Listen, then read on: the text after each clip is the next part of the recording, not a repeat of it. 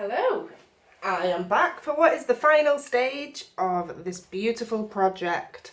These have now been in the oven, and as it's translucent clay, it's given it a kind of blurred, the translucent effect. The flowers are all smudgy because I've squidged them about and rolled them to make them nice and even.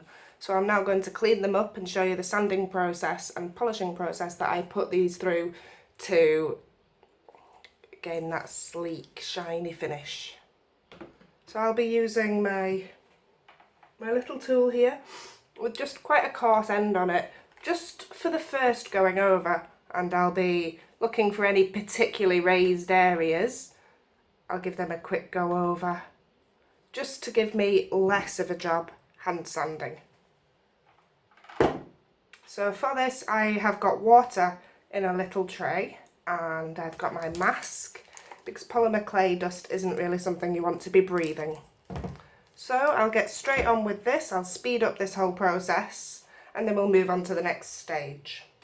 I'll just pop on my mask first because this part will be dry sanding.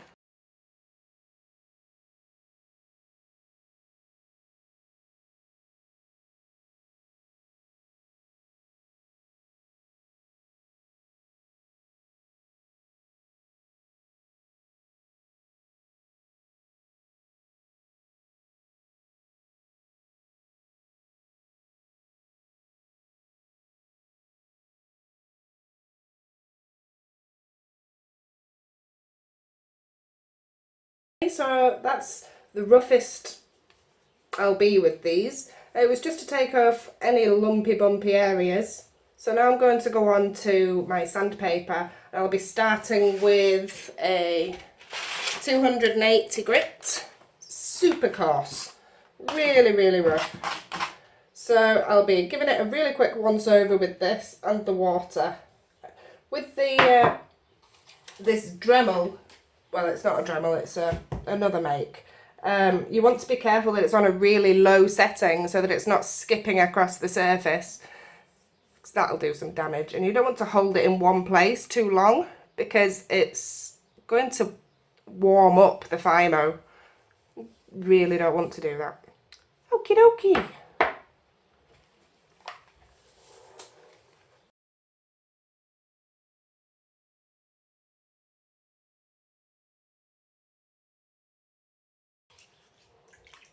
You see how it's already neatening up this end? Still a little bit of texture, which there will be for a few layers.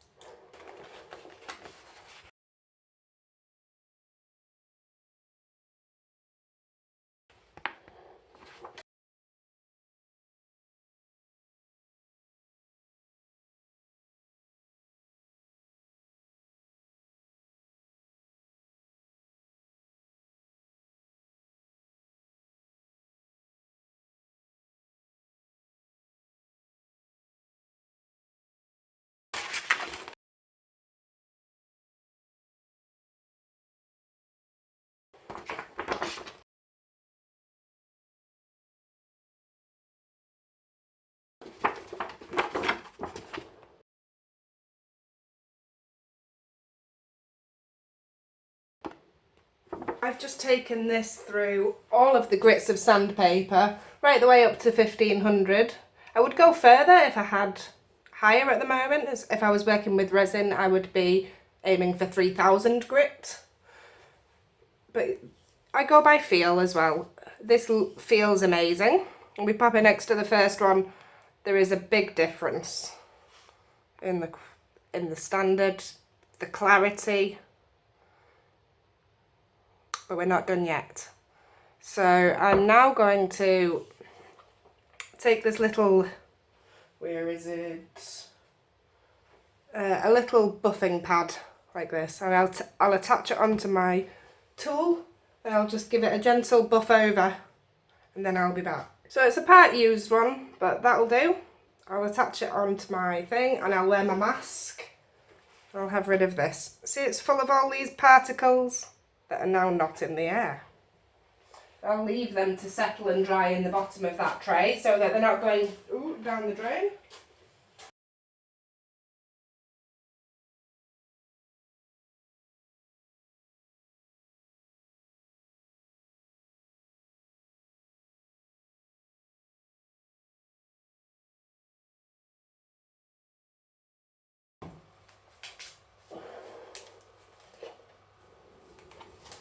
Okay, now I've done all of that, I'm going to come along with my Renaissance wax. I've mentioned this all in my first video.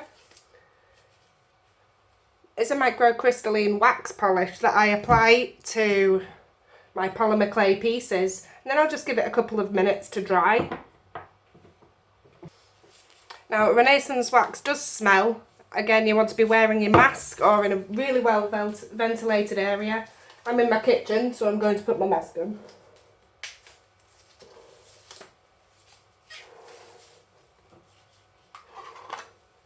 I just take my microfiber cloth and get a little bit of the wax onto it. Like so.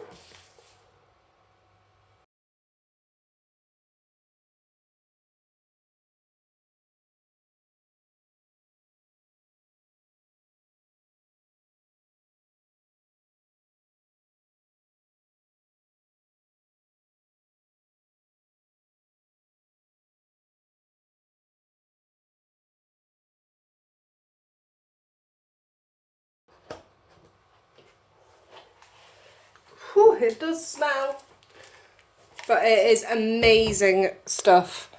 It isn't, what does it say? It says, refined waxes blended to a formula used by the British Museum and restoration specialists internationally to revive and protect valuable furniture, leather, paintings, metals, marble, ivory, etc. Freshens colours, imparts a soft sheen. And then it says here, apply sparingly with a soft cloth and buff gently. Dries hard instantly. Resists spillage, does not show finger marks. It doesn't tell you any of the nasty stuff that I know is lurking in this. I want to say there's benzenes or something in there. I don't know. I would have to check. But it smells, but it's worth it. Just take precautions for your breathing.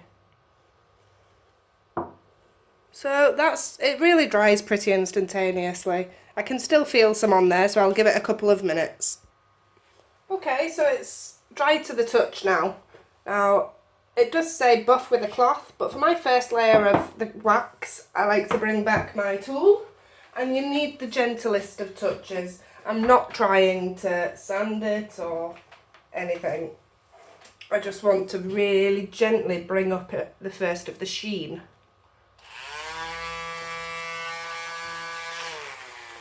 Again, a mask really is an amazing idea.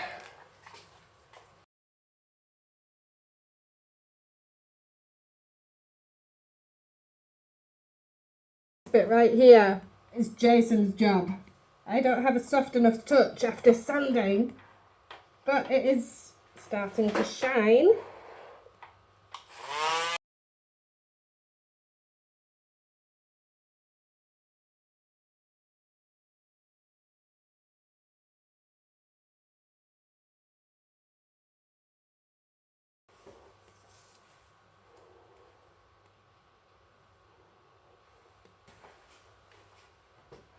So we've got a beautiful sheen already here. They are so sleek. I'm going to go right ahead and apply another layer. So I've given that a few minutes, snuck off and finished my brew. So I will give it a final rub and make it gleam. Ooh, sorry, you're going to shake.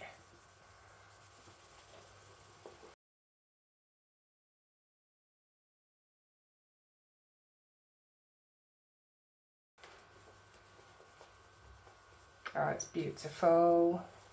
I'm really, really happy with these. I'm a crochet lover, so I can't help but think of how amazing these would have been on a set of crochet hooks.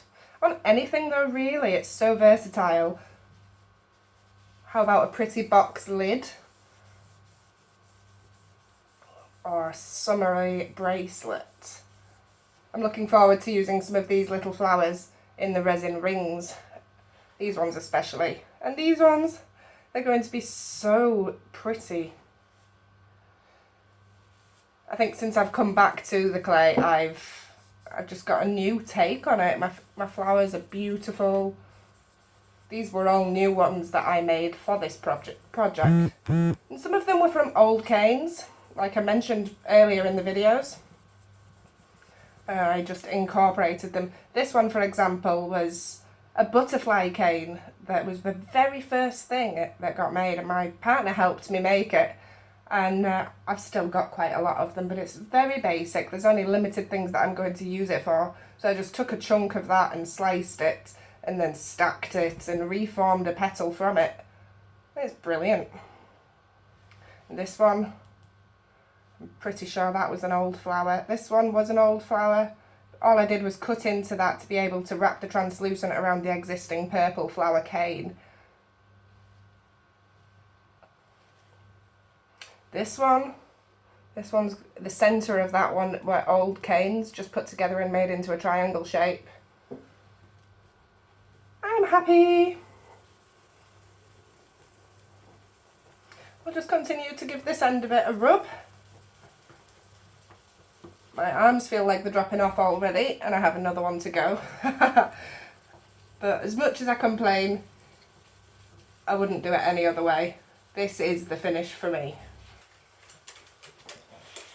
Oh, I just can't stop now. Now you can go again, you can apply some more Renaissance wax and give it another buff. It just depends how obsessive you are, really. I think I'm quite obsessive with these. I take them to a really, really good standard. Okay, so here it is. Check out this little beauty. It's shiny. It's so sleek. I could sit and stroke it for hours. There we are.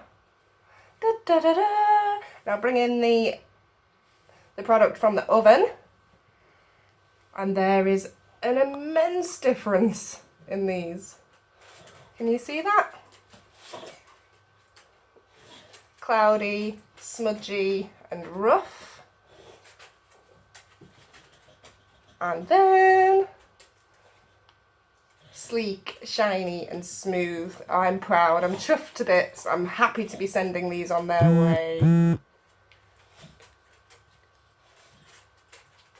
And with that, I'm finished. I'll go pull all of this into line. I've got about 10 or 12 hours of footage from the past couple of days to bring into a decent couple of videos. I'll be putting out, you'll have seen the flower cane by now, which was this one.